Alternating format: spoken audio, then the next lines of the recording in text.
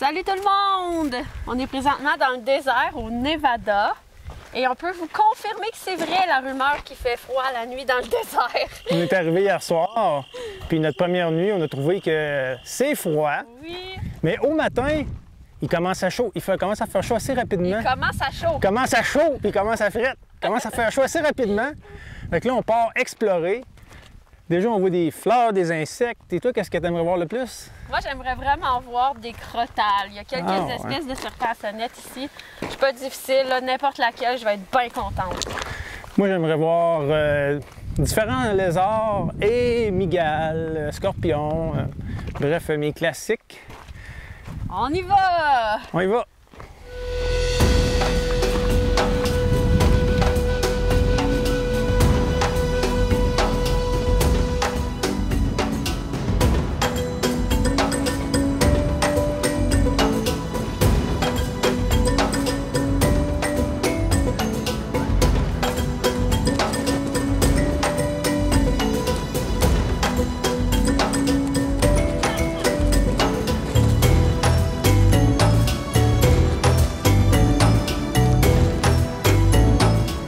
Nos promenades nous ont permis d'observer plusieurs plantes intéressantes.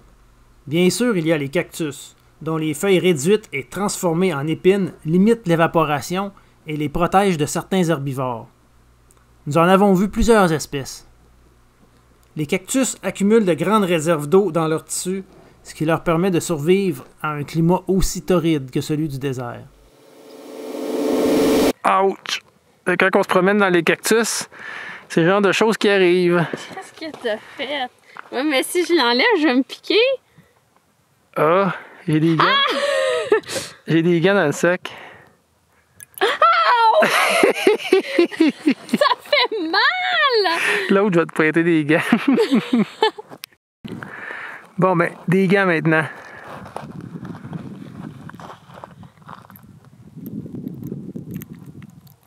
Ça va? Ouch, hein? Ah! C'est piqué creux en tabarnouche. Oh! Ok, c'est ça, je le sentais. Un coup d'eau.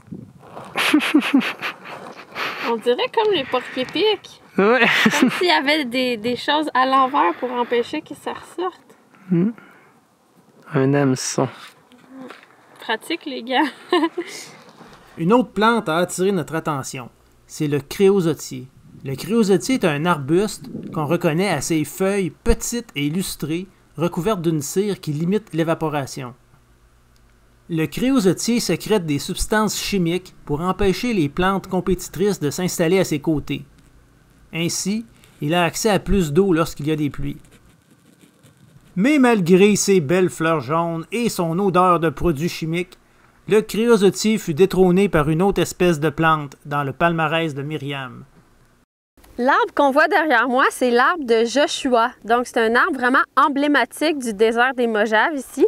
D'ailleurs, le désert des Mojaves, peut-être que je ne prononce pas le nom comme il faut parce que c'est un nom qui est issu des premiers occupants qui avaient ici sur le territoire. Fait que peut-être que ça se dit Mojave, Mojaves. Si vous le savez, laissez-le nous savoir dans les commentaires. Ça nous intéresse de le prononcer comme il faut. Mais pour les besoins de la cause, on va dire Mojave. Donc, pour en revenir à l'arbre de Joshua, c'est un arbre qui est vraiment incroyable. Il peut tolérer des écarts de température vraiment foudroyants, là. Des fois, il peut avoir de la neige, puis la température peut être sous la barre des zéros, genre moins 10, moins 12. Mais il peut aussi tolérer des chaleurs accablantes. 50 degrés et plus, il y en a qui vont dire même jusqu'à 60 degrés Celsius. Fait que c'est vraiment incroyable. Il est bien adapté au désert. Comme vous voyez, il y a certaines parties de la plante ici qui sont un peu piquantes. Ça, on retrouve ça souvent dans le désert, des plantes piquantes. Là, on a un peu les jambes graffinées d'ailleurs. Et aux extrémités, il va y avoir les espèces de petites parties qui sont vertes, qui ressemblent, Jean-François il dit ça ressemble un peu à des brosses à toilette. C'est drôle quand même comme comparaison. L'arbre est dans la même famille que les agaves, qu'on retrouve aussi un peu partout au sol. Il peut atteindre des tailles quand même assez impressionnantes. On parle d'environ 10 mètres. Et ce qui est vraiment impressionnant aussi, c'est au niveau de sa longévité. Donc, certaines sources vont dire que l'arbre va vivre plus de 100 ans. Quand même, hein? L'arbre de Joshua est très important dans la région ici. En fait, il va servir de support et d'abri à plus de 20 espèces d'oiseaux. On peut même voir des trous parce qu'il y a un pic, ça semble être un pic en tout cas, qui s'est nourri sur l'arbre. Il y a également divers invertébrés qui vont utiliser l'arbre. Il y a aussi une espèce de papillon qui entretient une relation très intime avec l'arbre de Joshua. En fait, quand le papillon va aller pondre ses œufs dans les fleurs, il va de ce fait polliniser l'arbre. Mais en contrepartie, parce que c'est donnant-donnant, bien, les chenilles vont se nourrir des graines de l'arbre. Fait que chacun y gagne quelque chose. Les plantes du désert ne sont pas toutes aussi spectaculaires, mais très intéressantes. Regardez celle-ci, on dirait une hydre. On s'est-tu demandé ce que c'était? Eh bien, c'est une plante de la famille des Polygonacées, la même famille que celle des renouées. En étant attentif, on peut apercevoir la rosette de feuilles à la base, et au centre de la tige environ, c'est enflé juste sous les ramifications. En étant très attentif, on peut apercevoir de petites fleurs jaunes. Ok, ils sont flous, ils sont pas bien filmés, on les avait pas vus, mais quand même, ils sont là.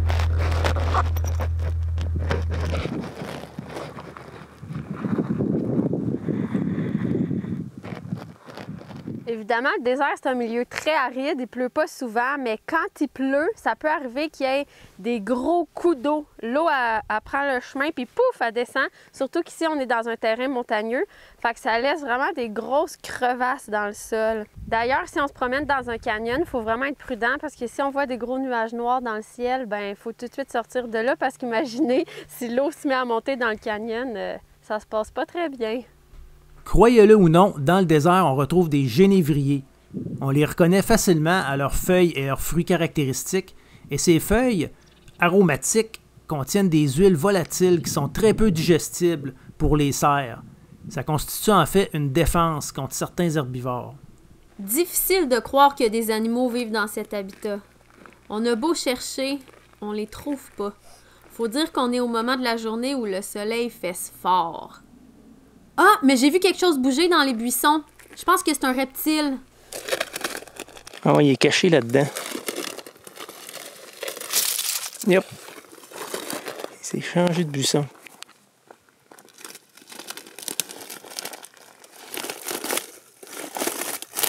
Hop. Les lézards épineux sont très communs dans le désert. Leur nom épineux vient de leurs écailles qui sont pointues. Ils sont actifs de jour, où ils se chauffent au soleil et chassent les insectes.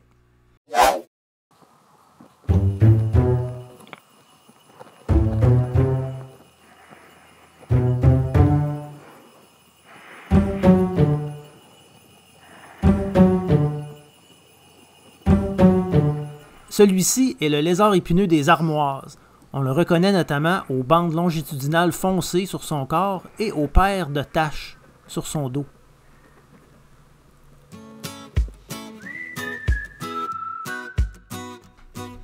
Pour ce voyage d'une semaine, nous avons loué une vanne. Je le sais qu'il faut dire un van, mais nous, c'est une femelle, c'est une vanne. C'est le moyen de transport idéal pour nous parce qu'on peut passer du temps en nature le jour et la nuit. Et c'est aussi une bonne façon de voir des animaux sur la route parce qu'on roule pas vite.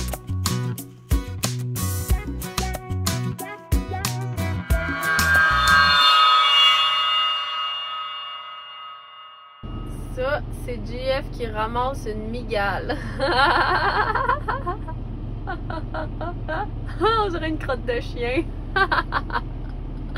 Puis... Pas grosse, là, elle est dans le sac. Oh mon Dieu! Elle a l'air grosse.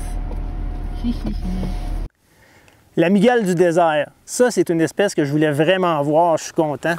Une grande mygale qui est quand même commune ici, qui traverse souvent les chemins. Et, comme toutes les mygales nord-américaines, eh bien, elle est inoffensive pour nous. Elle peut mordre. Quand elle mord, c'est comme une piqûre de guêpe. Mais c'est pas dangereux pour notre santé. Son moyen de défense, c'est que sur l'abdomen, elle a des poils urticants.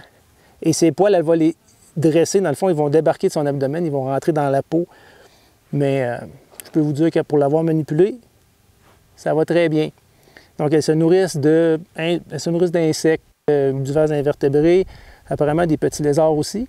Les mâles sont plus petits que les femelles et ont les pattes plus longues. Et après la reproduction, qui est à l'automne, ben, ils meurent. Fait que plusieurs des mâles qu'on aperçoit vont mourir.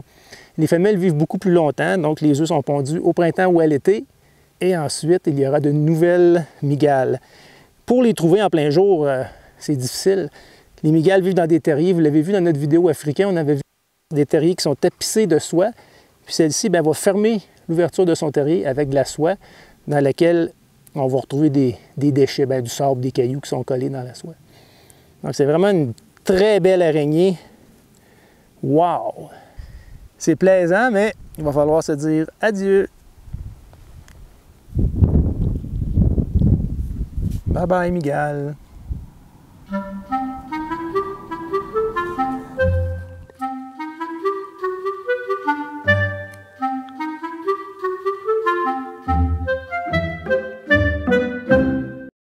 On est vraiment contents. Ça paraît dû. Hey, il était sur le sentier. Oui. Le désert est carrément